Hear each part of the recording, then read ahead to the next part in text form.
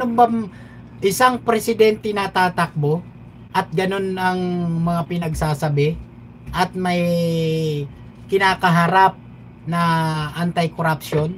Palagay nyo, may boboto pa kayang tao dyan, mga kababayan, at maniniwala? Tanga na lang ang maniniwala, mga kababayan. Di po ba? Oh, pakinggan natin. They can drag me to hell. Pagdating nila dun, ako pa rin yung presidente ng impyerno. Presidente daw ng impyerno. Patay tayo. Ito pa mga kapatid, ito yata yan, isa pa. Hindi ko siya dala. Pero next time dalhin ko, and then, Meron siya sinabi dito. Vice President. Ayun. So, tanongin ko lang, sa tingin mo, dapat tumakbo na lang po kayong presidente. Hindi. Kung papabalikin ako, tatakbo ka Vice President. Nako, sinayang mo kasi. Dapat tumakbo ka noon ng presidente. Eh kaso hindi ka tumakbo eh. Ano nangyari? Di ba? Wala. Kababayan, ano nangyari? Di ba? Hindi siya tumakbo ng presidente kaya wala. Dapat malakas siya nung time ng kanyang tatay. Kaso nga lang, nagsisi mga kababayan. Di po ba? Wait lang nak. Wait lang. Ipapakita natin sa mga ano natin, mga viewers natin ito. Wait lang ha. May ko naman ito. Ito. Mahinga natin ha. Hindi. Kung papabalikin ako, tatakbo ka Vice President. Lagay ko dyan. Drag me to hell. Kung papabalikin daw siya, ha? Pakinggan nyo. Yes, ma'am.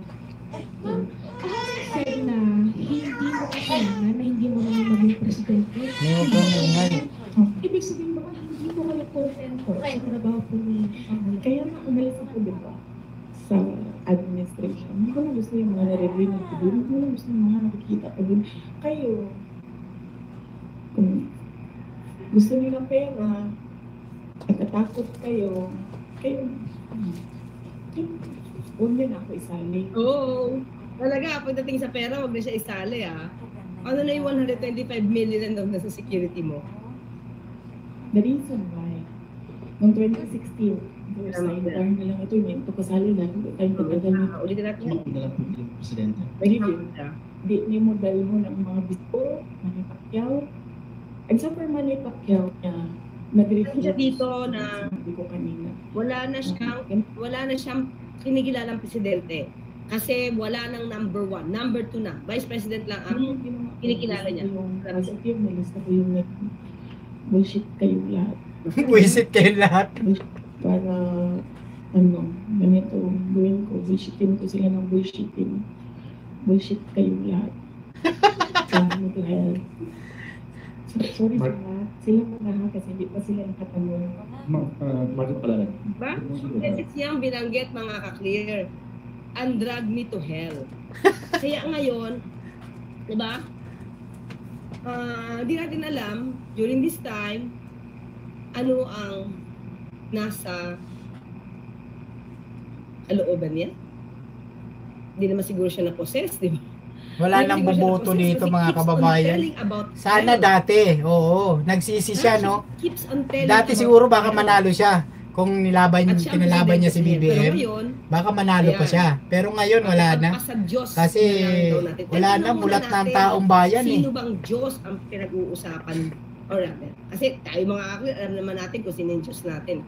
Tanong natin kay VP Sara, sino bang Diyos yung sinasabi mo dito sa iyong sagot na ipagpasa Diyos na lang natin? Tama po kayo.